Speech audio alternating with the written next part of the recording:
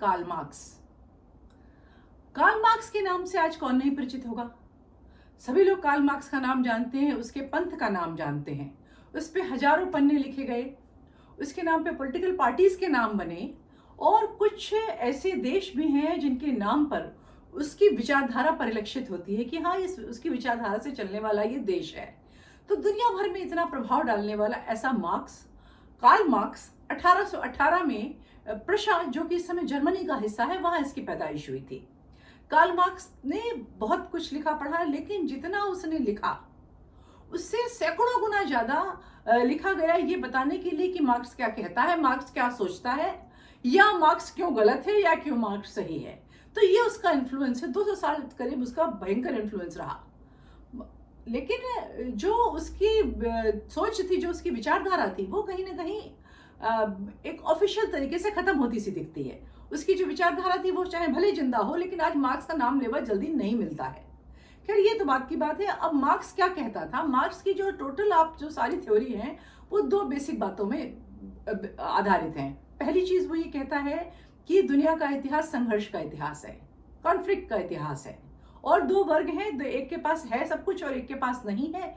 मतलब एक के पास पूंजी है, एक के पास श्रम है, और इन दोनों के संघर्ष से ही ये इतिहास बना है, मानवता बढ़ी है। दूसरी बात वो कहता है कि एक ना एक दिन ऐसा आएगा जबकि जिसके पास नहीं है, जो श्रमिक वर्ग है, वो पूंजीपति से पूंजी छीन लेगा और इसका एक रिडिस्ट्रीब्यूशन हो जाएगा। कुछ सुने से शब्द लग रहे हैं ना, उसका रिडिस्ट्रीब्यूशन हो जाएगा और इस तरीके से दुनिया में समता आ जाएगी। लेकिन अगर पीछे इतिहास का अध्ययन किया हो या उसने उस समय की सोसाइटी को देखा होता, तो ये एक बहुत ही यूटोपियन थिंकिंग थी।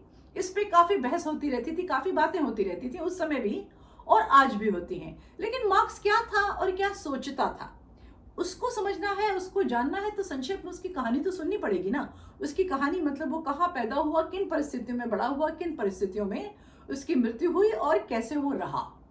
तो सबसे पहले तो हम जैसा पीछे कह चुके हैं, 1818 में वो प्रशा में पैदा हुआ था। उसके पिताजी एक वकील थे और उसके जन्म के पहले उन्होंने अपना यहूदी धर्म छोड़कर क्रिश्चियनिटी अपना ली थी। जबकि जो कार्ल मार्क्स है, इसके नाना और दादा दोनों रब्बी थे। रब्बी वो होते हैं जो, जिसको हम कहें कि अगर यहूदियों के जो पुरोहित होते हैं। तो इतने धार्मिक वातावरण से और उसके बाद उन्होंने क्रिश्चियनिटी अपना ली। ये जो एक घटना थी, इससे आगे का मार्क्स का व्यक्तित्व बहुत हद तक डिफाइन होता है, उसकी पर्सनालिटी डिफाइन होती है। क्या वजह ऐसी थी कि उनको अपना धर्म छोड़कर क्रिश्चियनिटी अपनानी पड़ी। तो इसकी बात तो ये है कि उस समय का जो यूरोप था, वहां पर जो यहूदी थे वो बहुत पढ़े लिखे थे, बहुत पैसे वाले थे, आविष्कार करते थे, बैंकर थे, और जो व्हाइट वर्ल्ड था, मतलब अमेरिका भी और यूरोप भी, वहां सभी सरकारों में बड़े बड़े पदों पे बैठे हुए थे। आज भी अगर आप अमेरिका का उठाकर देखिए डेटा, तो जो टॉप की अगर 10 पोजीशंस होंगी, तो उसमें जो डिस्प्रोपोर्शनेटली यहूदियों का, मतलब जनसंख्या के प्रपोर्शन से अलग हटकर यहूदियों का वहां पर रिप्रेजेंटेशन होता है। तो ये उस समय भी था। जैसा हमेशा होता है कि कोई एक अगर समुदाय बहुत उन्नति कर रहा है, बहुत अच्छा है, बाकियों को ये नहीं पसंद आता, तो वहाँ जो क्रिश्चियंस थे उन कंट्रीज में, वो यहूदियों को पसंद नहीं करते थे। मैं मैक्स मुलर की जीवनी पढ़ रही थी, तो वहां पर मैक्स मुलर लिखते हैं कि हमारे बचपन के घर के पास एक गली थी यहूदियों की, और उनके बहुत बड़े बड़े मकान थे और दे वर वेरी वेल ऑफ। तो मुझे उनको देखकर इतना गुस्सा आता था कि मैं उनकी गली में थूक कर आ जाता था। तो ये तो उस समय की स्थिति थी यहूदियों के प्रति, और एक तरह की नफरत थी, एक तरह की चिढ़ थी, जिसके चलते अब जो वकील है उसका तो पेशा ही है लोगों से मिलने जुलने का। अगर लोग उसको पसंद नहीं करेंगे तो उसका पेशा नहीं पनपेगा। इस तरीके से मार्क्स के पिताजी ने अपना धर्म छोड़कर और क्रिश्चियनिटी अपना ली। मार्क्स जब पैदा हुए तो समय पे उनका अभी 6 साल या कुछ उम्र में उनका बैप्टाइजेशन हुआ और वो भी क्रिश्चियन हुए। अब ये जो जिन परिस्थितियों में उन्होंने छोड़ा, ऐसे जब भी जहां भी इस तरह से धर्म परिवर्तन होता है कंपल्शन के लिए चलते, तो वहां पर वो नए धर्म को उतना हृदय से अपना पाए या ना अपना पाए, वो तो बाद की बात होती है, क्योंकि वो उन्होंने किसी अंतः प्रेरणा से नहीं, बल्कि किसी सांसारिक कारण से, किसी मजबूरी से बदला होता है। लेकिन उनको एक चीज करनी होती है जो उनकी मजबूरी होती है पॉलिटिकली करेक्ट होने के लिए, कि जो अपना धर्म छोड़ कर आए हैं उसकी बढ़ बढ़कर बुराई करें। तो मार्क्स के लेखन में बहुत जगह आपको यहूदियों की और जो उनकी इथिक्स होती हैं उनकी बहुत जगह बुराई देखने को मिलेगी। बहुत ज़्यादा मिलेगी, बल्कि जो उनके एक जीवनीकार ने ये भी कहा है कि मार्क्स जो पूंजी के खिलाफ थे, उसके पीछे कहीं ना कहीं जो उनका यहूदी पास्ट था, मतलब उस समय माना जाता था यहूदी मतलब पूंजीपति, तो वो जो पास्ट था उससे अपने आप को अलग करने की जो कोशिश थी कि मैं तो उन चीज़ों को मानता ही नहीं जिनको वो मानते हैं, वो भी एक वजह थी। तो अब जो मार्क्स जहाँ पैदा हुए उस समय जर्मनी जो था, खास तौर पे पूरा यूरोप भी, विशेष तौर पे जो जर्मनी था, वहाँ पर साहित्य की, संगीत, कला, दर्शन, इस सब के लिए बहुत ही फर्टाइल माहौल था। बड़ी बड़ी यूनिवर्सिटीज थी और खूब काम हो रहा था, लिखा पढ़ा जा रहा था। मार्क्स से सीनियर थे, मतलब मार्क्स जब यूनिवर्सिटी गए तो उसके 6 साल पहले जिनकी मृत्यु हो गई, हीगल एक फिलोसोफर थे जो आज भी यूरोपियन फिलोसफी के बहुत जो इम्पॉर्टेंट पर्सनालिटीज में माने जाते हैं, उनके थॉट्स माने जाते हैं। तो ऐसे उस माहौल में मार्क्स बड़े हो रहे थे, पढ़ने लिखने में उनकी रुचि थी, खूब पढ़ते लिखते थे। तो जब वो यूनिवर्सिटी गए तो यूनिवर्सिटी में उनको अपने आप को स्थापित करने के लिए उनको सबसे पहले उनको इस बात का बड़ा दुख रहा कि वो हीगल से मिल नहीं पाए। लेकिन हाँ, वो हीगल के जो विचार थे उन्होंने उनको बहुत पढ़ा और इसको वो काटने की कोशिश करते थे। उनका एक एपिक सेंटेंस है जिससे मार्क्स की पूरी पर्सनालिटी और क्या और क्यों करते थे वो निकल कर सामने आता है। मार्क्स कहा करते थे कि हीगल के विचार जो पैर के बल खड़े मैं उल्टा करके उनको सर के बल कर दूंगा। तो इतनी नेगेटिविटी से जब उन्होंने अपनी इंटेलेक्चुअल जर्नी शुरू करी तो वो कहीं ना कहीं उसमें तो उनकी जो था उसमें लिखा पढ़ा उन्होंने जो सोचा उसमें परिलक्षित होना ही था।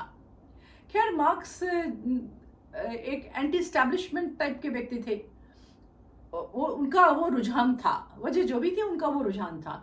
इस वजह से वो कहीं एक जगह टिक कर नहीं रह पाए।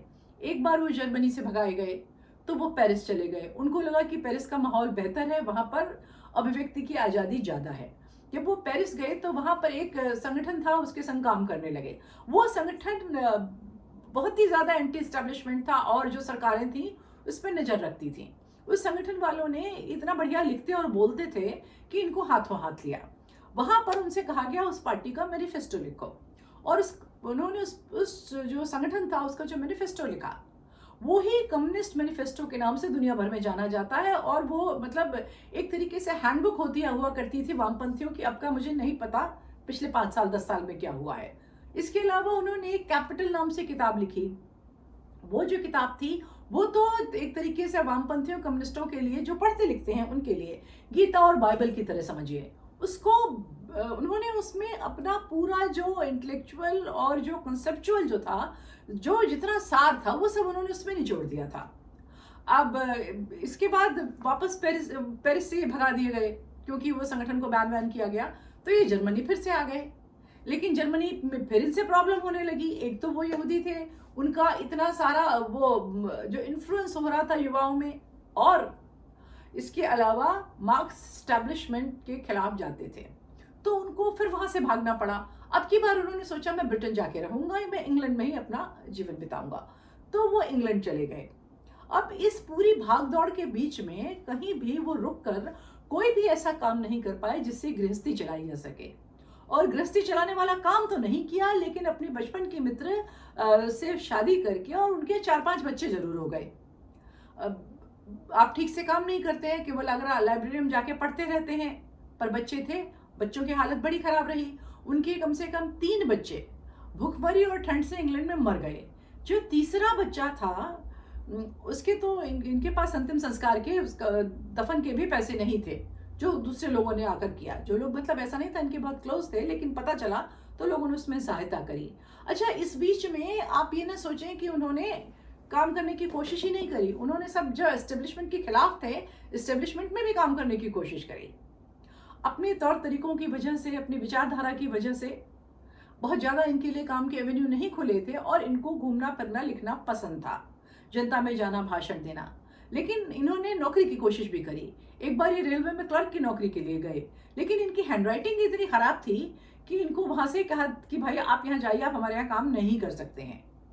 इनकी जिंदगी बड़ी कठिन चल रही थी, लेकिन उसी समय एक सरमाएदार, एक दोस्त बनकर एक आदमी आया, वो भी जर्मन था, वो एंजल्स था। उसने आकर इनको पैसों से मदद करनी शुरू करी। उसने कहा आप अपना काम करिए, मैं आपका परिवार देखता हूँ।